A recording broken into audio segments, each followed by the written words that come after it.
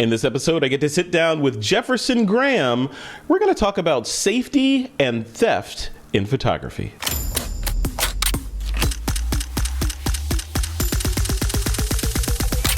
This is TWiP.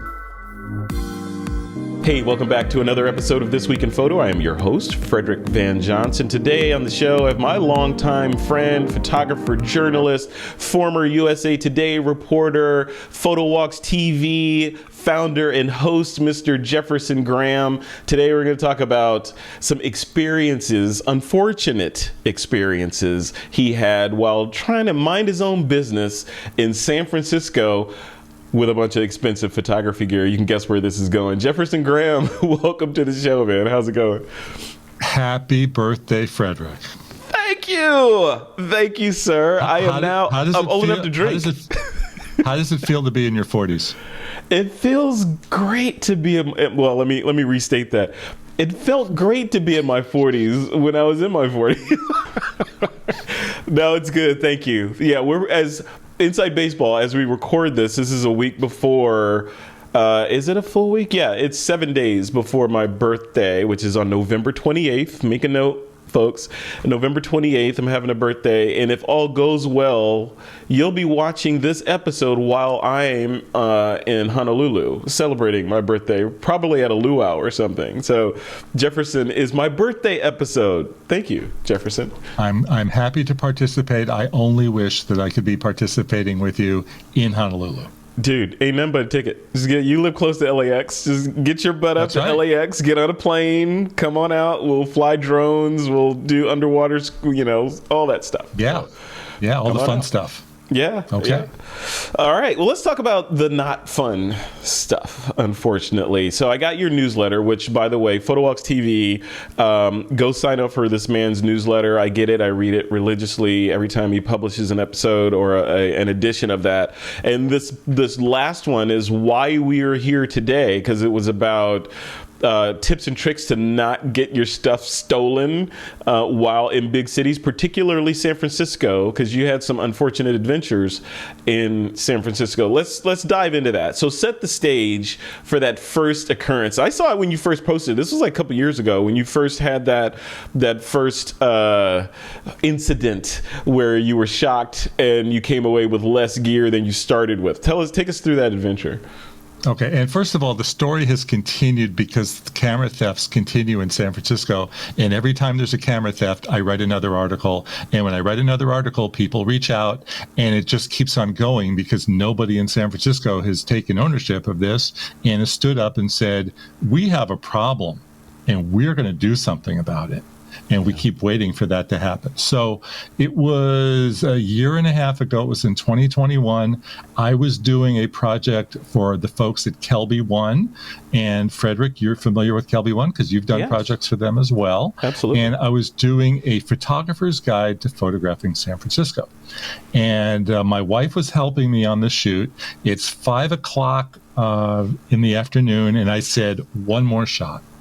One more shot. And she goes, I'm tired. I don't want to do anything. I said, you just go sit over there and I'll just do the shot. Okay. So I put my Sony A7R camera mounted with a 7200 millimeter lens on a tripod, put my mics in there, and I'm shooting at Crissy Field, which is this fantastic big park at the foot of the Golden Gate Bridge. It's where you would get that iconic, I'm standing in San Francisco with the Golden Gate Bridge behind me. Now, unfortunately, in this park, there's a big field, but there's also a road where you could drive in.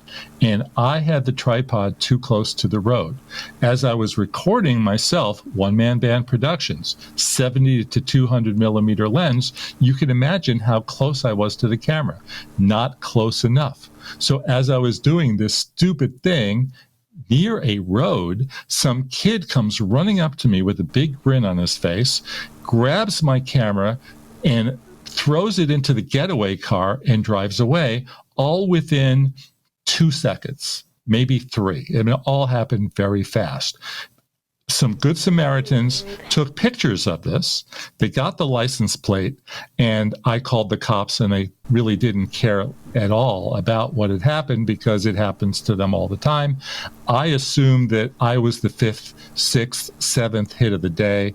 These guys are pros just looking for idiots standing talking to their camera. Whatever that may be, lots of people have had their cameras stolen in San Francisco since and before, most of them way worse than myself. San Francisco has its issues, right? I mean, it ain't the San Francisco of 10 years ago. Let's say there's a lot of issues that they're dealing with stemming from a variety of catalysts, right? And so I would guess, not putting words into elected officials or law enforcement in San Francisco, it feels like they may have bigger fish to fry out there than us measly photographers trying to get great photos.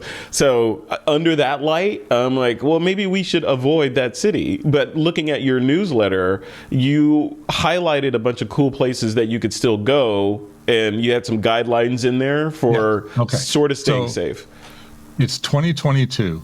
I have photographed all over the city all year long. Okay, so with no problem whatsoever. I just didn't go to the bad places. I also made a switch that if they're going to steal my expensive camera that was $6,500 that was stolen from me, I'll show them. I'll just go around town shooting everything on the iPhone. And I've had pretty good results.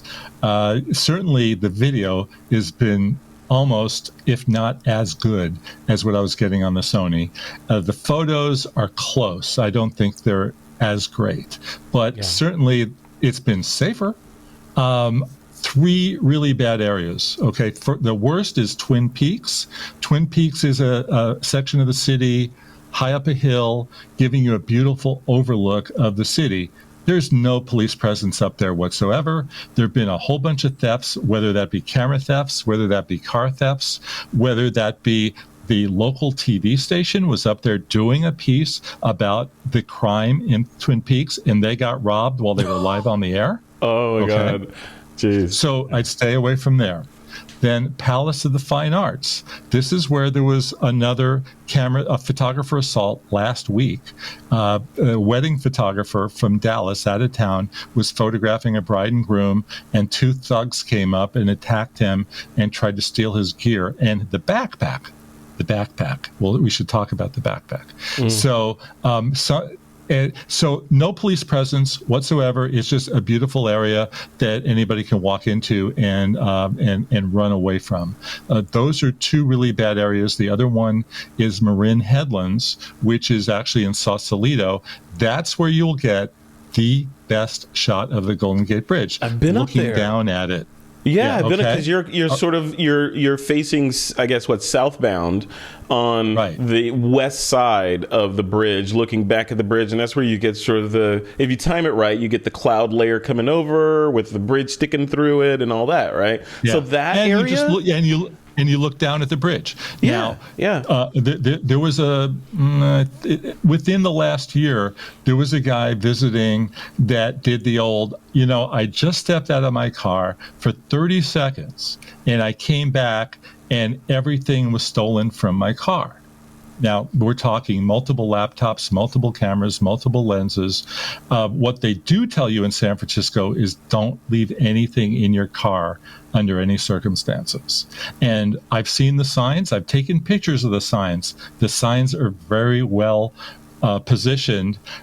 This person chose to ignore that sign, and everything got grabbed out of their car. So pros are up there looking for people that leave things in their car and they steal them.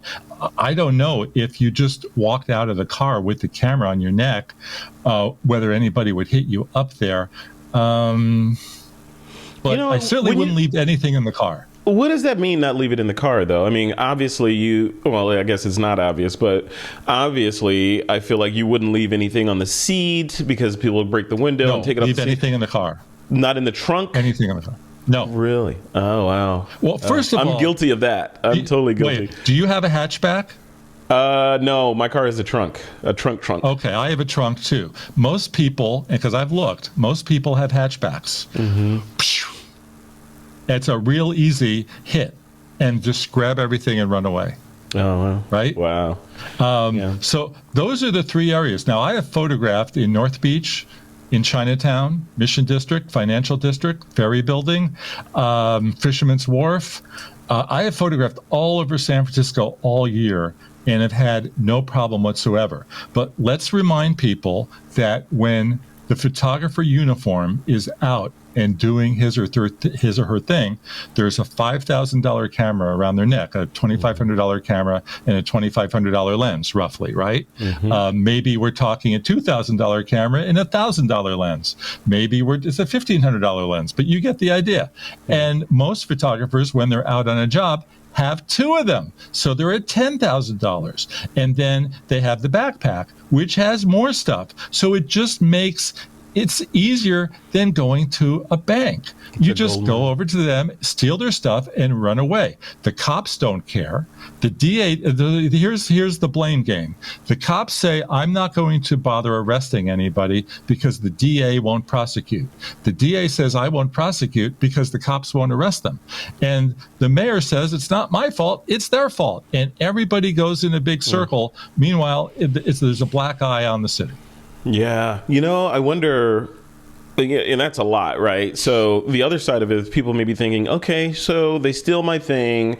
They stole my Nikon. My Nikon has a serial number on it. My insurance company has that serial number. I should be safe because there's got to be some national registry of equipment that if thieves try to fence this thing, like if they try to take it to mpb.com or Autorama or someone and sell that lens or that body, shouldn't a red flag pop up at one of those places to say, no, this is stolen gear? And it doesn't? But that's the other problem. eBay, Craigslist, Facebook Marketplace, you name it. You can resell stuff like that, and there's nothing on there that says, show me your proof of ownership. Show me the serial number. Input the serial number before we'll allow you to sell it. You just go on and sell it. Yeah. What a mess. What a mess. So then, okay, one of the things in your newsletter you mentioned, one of the areas that you mentioned that was a hot spot was a place that I love going to all the time, and that's looking back at the city from Treasure Island. Yeah, like all those big rocks out there, which is currently undergoing gentrification, right? So yeah, let me give you the Treasure Island story. So this is pretty well known. Photographer gets robbed while on the freeway. Well, not really. The photographer was in Treasure Island, was doing a shoot, and the thief watched the photographer get in the car, then followed the photographer, real estate photographer, actually, a husband and wife team, followed the photographers as they drove away from Treasure Island. As they pulled off Route 80 in San Francisco, they got out, smashed the back, stole everything out of the car, and drove away. And it was caught on the Tesla cam. So it made all the newscasts. Jeez. So Treasure Island, you can go there with your camera. I've gone there with my camera. I haven't had a problem. You just have, maybe think about where you're going to put the camera in your car afterwards. Like myself, maybe I'd put it under my feet in the front seat or somewhere that would make it a little awkward and tough for them to come do a smash and grab. It certainly have nothing in the trunk. Yeah, geez. And Treasure Island has the best skyline view in San Francisco. Right? It's beautiful. Yeah, it's beautiful. Yeah. You go directly across. It's amazing because you go directly across from the city on the Bay Bridge. You don't even have to pay a toll. It's not even a mile. Get off, and then you're looking straight at the city. And sunsets, great. Though I did get a really nice sunset on here. On the phone. Yeah. Well, that's the next thing I want to talk about, right? So you mentioned this before, but is that the next step, right? So photographers, as iPhone capabilities or mobile phone capabilities increase, that becomes I'm leaving, unless I'm going to do a landscape in Yosemite or something, I'm leaving all the proper gear at home and I'm just bringing my iPhone. Is that the play now for cities with high crime rates? For travel photography, yes. Yeah. For wedding photography, you got a problem. I think you have to reassess how you do your wedding photography. One camera, one lens. Wow. And you just have to do it like that. And maybe rethink where you go. Like, am I going to go to Palace of Fine Arts? No. Can I bring a bride to the ferry building and put her on a dock, one of the piers, looking out at the Bay Bridge?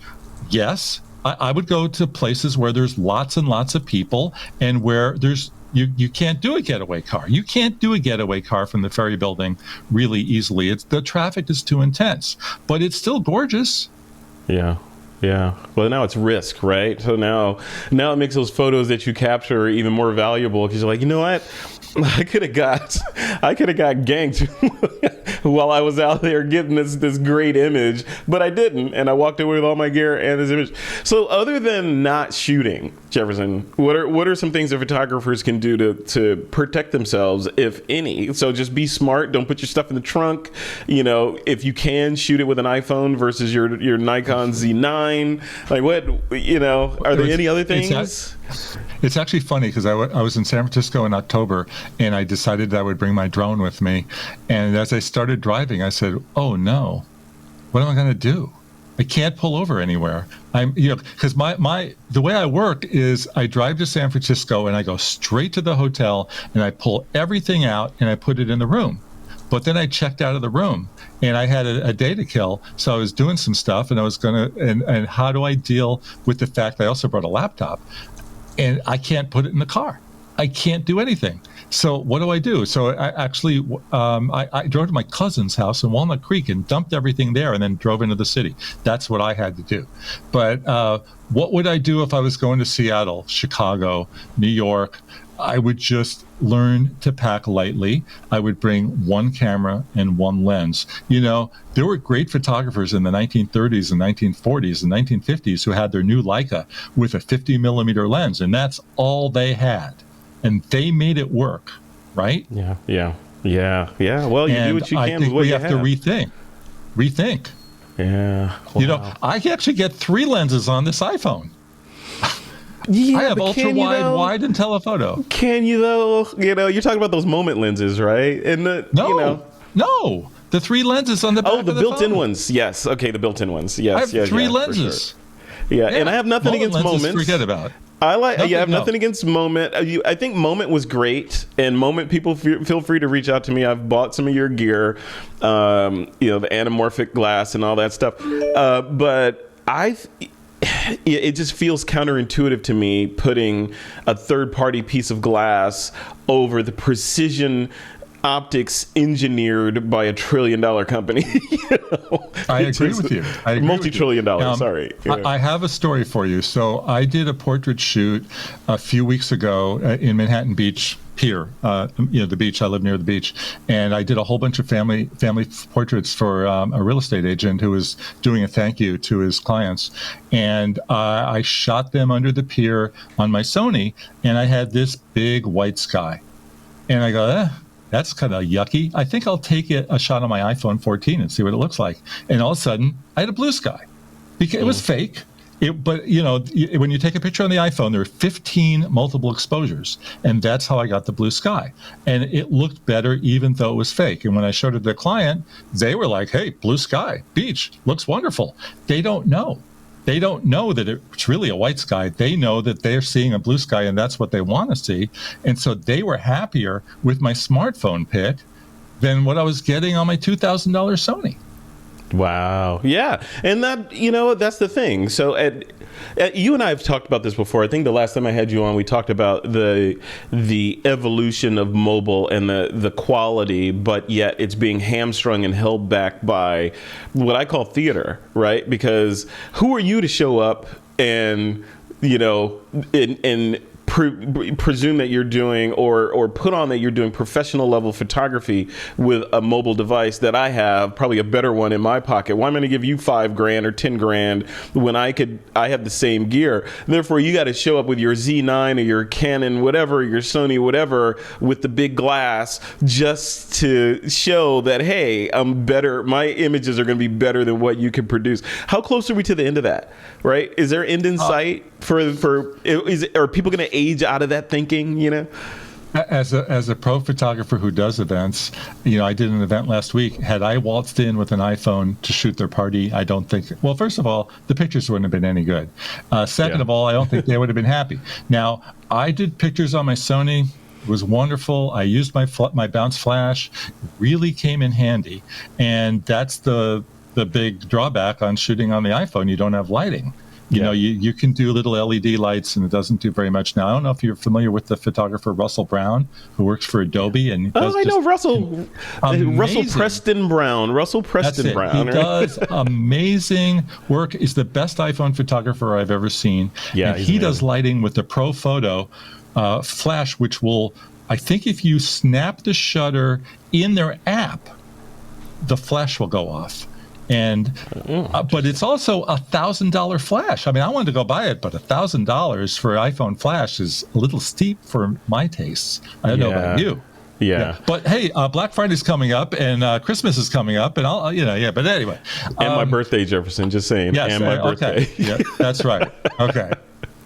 So, but his stuff is unbelievable, and I think you could pull it off eventually, but we're not there yet. You're not there yet. I mean, I feel like we're heading in that direction. Like we were talking about offline, some of the apps are getting there, like LumaFusion with their, Final Cut Pro-esque video editing app, and then Blackmagic Design with this latest version of DaVinci Resolve that's imminent, that is going to run on M1 or M whatever iPads, so the professional apps are slowly showing up on mobile. Affinity Photo, for example, they're slowly getting there and giving us the capability with a couple of gotchas, right? Do you feel like, are we, in terms of the post-production and the software apps that are available to us, are we there? Right? Well, I think the software is pretty good. I think, Lightroom Mobile, it's a free app. It's amazing. Yeah, it's crazy. Amazing. It's crazy. Yeah, what you can do with it is really great. The masking. The new iPhone. The masking. Yeah. Yes. The new iPhone, 48 megapixel, if you're smart enough to remember to shoot in RAW, is very nice, but it's still not as sharp as my Sony A7 IV. No, it's not. And that's the thing, right? Because it depends. I think it depends. I've talked to my friend Jeff Greenberg about this, because it kind of depends on where you're coming from. Like, Jeff Greenberg is a professional trainer, video editor. He knows all the things. He could produce on Avid. He could produce on Final Cut, Premiere, all the things. So he's coming from that mindset of, I'm comparing everything on mobile to this pro atmosphere of apps.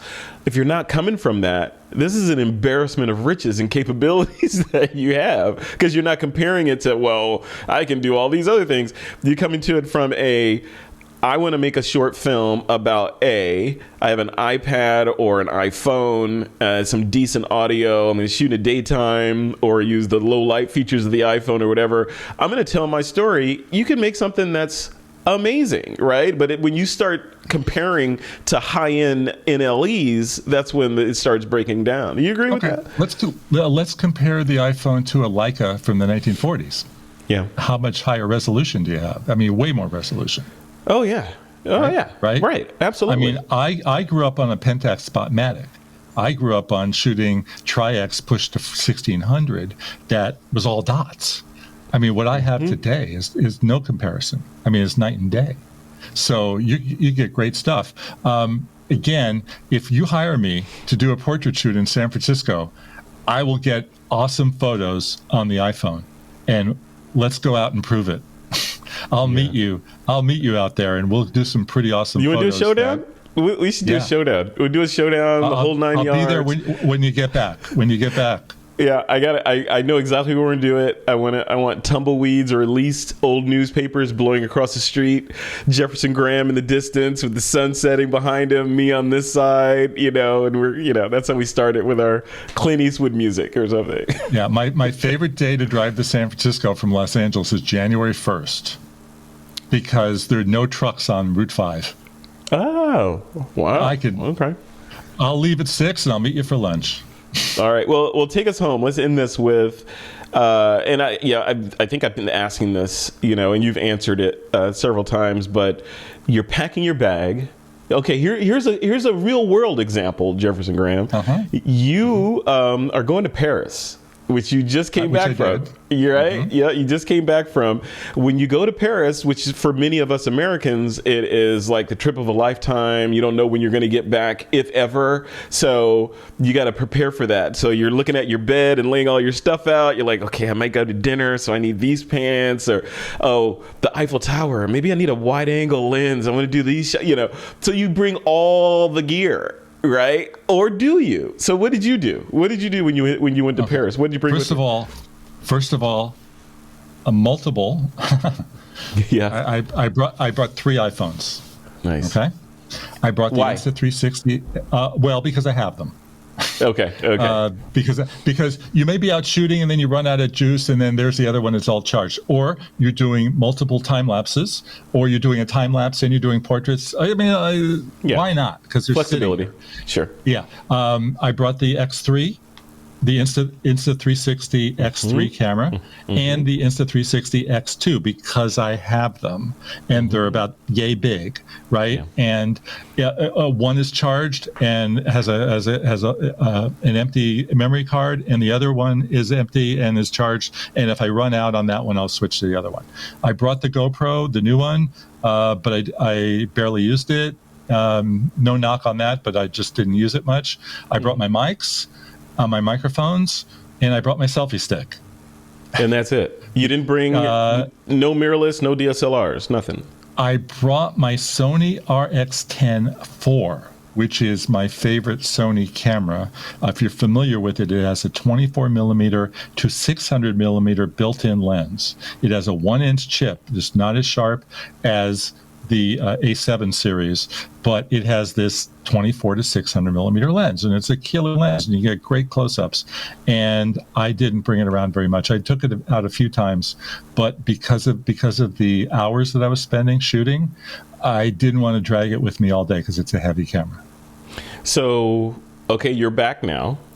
Are there 5,000 pictures?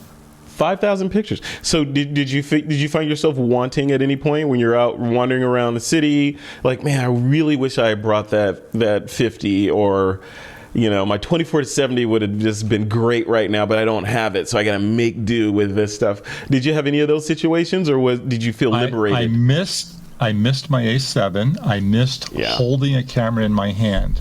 I missed having a shutter button. I missed putting it to my eye.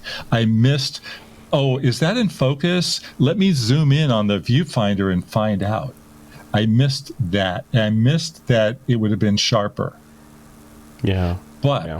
But I appreciated the freedom and the lightness of just being able to run around. And also remember that I interviewed a bunch of people for my Photowalks TV series, and I'd have little mics in my pocket, and I'd pull one out, and I'd put them on them, and I'd hold the iPhone in front of them, and at no point did they ever say, oh my God, I'm about to be interviewed. Oh, I look terrible. Which all the stuff that you normally get when you have a big camera, I get none of that.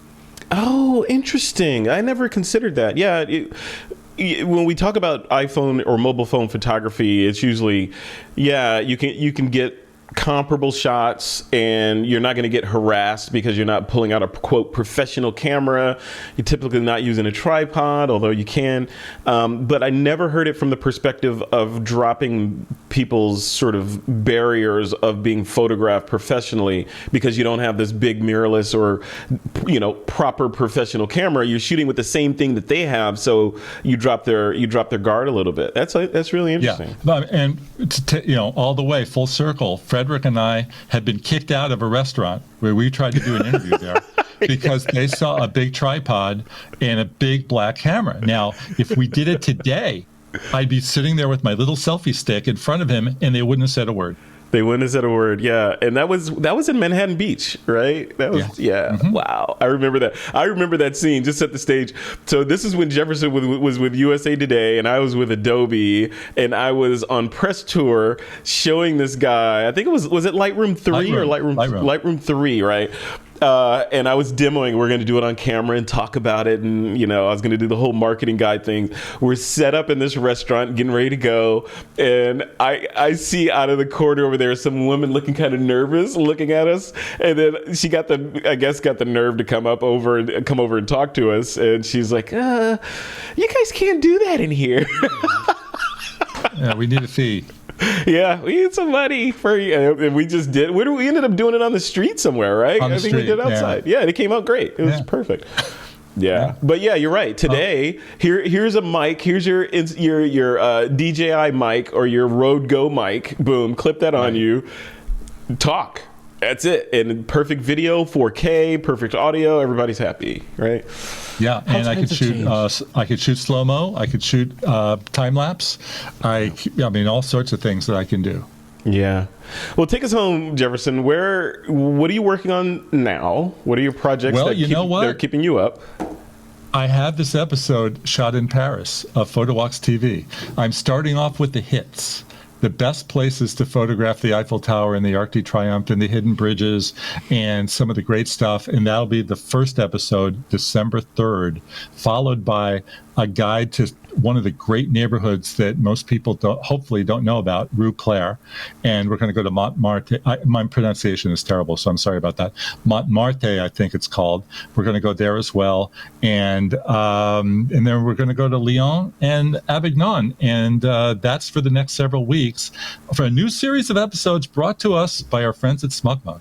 I've heard of those people. They're nice people over there. SmugMug, huh? Pretty cool. I bought a beret on their behalf. I bought a beret for myself. Yeah. Tell me it was green. Was it a green beret? Come on. No, black. Dude, SmugMug green. You got to have the SmugMug green. Now you got to go back.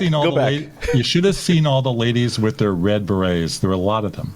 Really? Ugh. You know, I thought you were going to say... Oh, go ahead. Raspberry.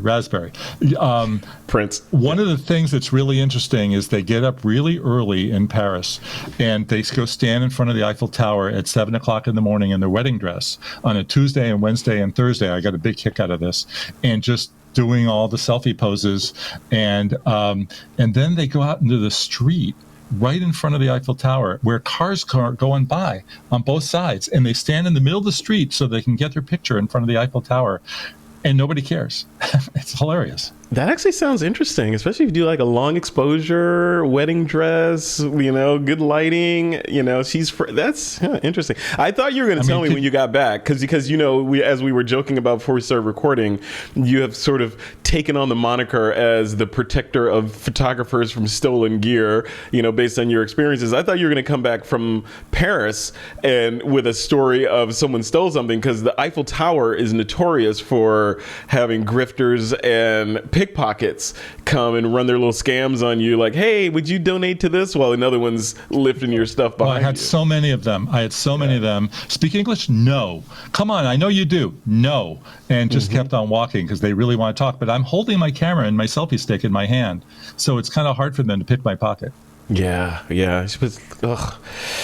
Yeah, the world today. Where's it going to be tomorrow? See, I'm resisting the urge to say in my day.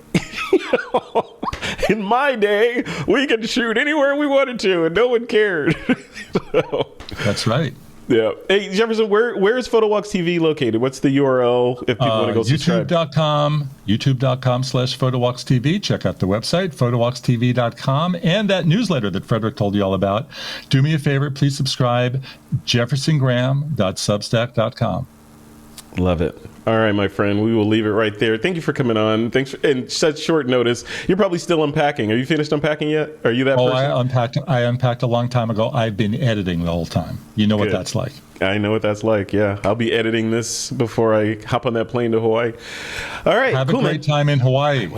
I will do my best. I am determined to have a good time. Although, you know, I'm debating on whether to bring my MacBook Pro or not.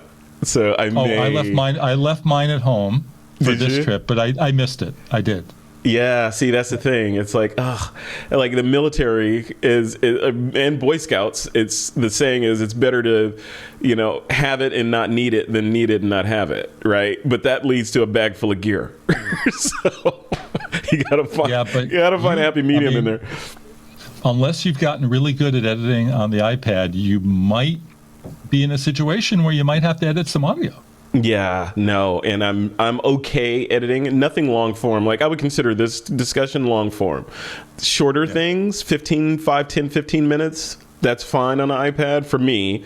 But longer form, I need my Final Cut Pro and all the things and the screen real estate and my shortcuts and all that. So, but maybe that'll change when all these new versions of these softwares are introduced for iPad. So we'll see. Well, it's interesting that there's no Final Cut on an iPad. Apple has had many years to put it on there, but they made a decision not to. I don't understand that. I do not understand that. When iPad first released, it felt like the obvious app to put on there. And then when the M1 iPads hit, it felt like, sure, absolutely. But they actually, in the announcement for the new iPads, they showed DaVinci Resolve in there versus Final Cut. So the Final Cut team has got to be livid about that. But I don't know. I guess they know better than we do, clearly, because they're generating more revenue than we are. So, well, any video editor worth his or her salt is going to spend $2,000 on a MacBook, and iPad start at $300. So there you go. Yeah. Well, we'll see. The nature of the salt is changing, so we'll see. We'll have this conversation again in a year and see where things sit. And you may be like, "Hey, Frederick, remember when everyone was still editing on MacBook Pros, and now they're all, now they're running their footage through AI software to give them a rough cut, and they're just fine tuning it, right? That's the future. Maybe, knock on wood." All right, man. We'll leave it right there. Thank you so much for coming on. Always a pleasure picking your brain, learning about your adventures. Congratulations on your successes with all the projects that you're working on, Photowalks TV and everything else. And I can't wait to see what you do next. It's exciting to be on the sidelines. Okay. Thanks again, as always.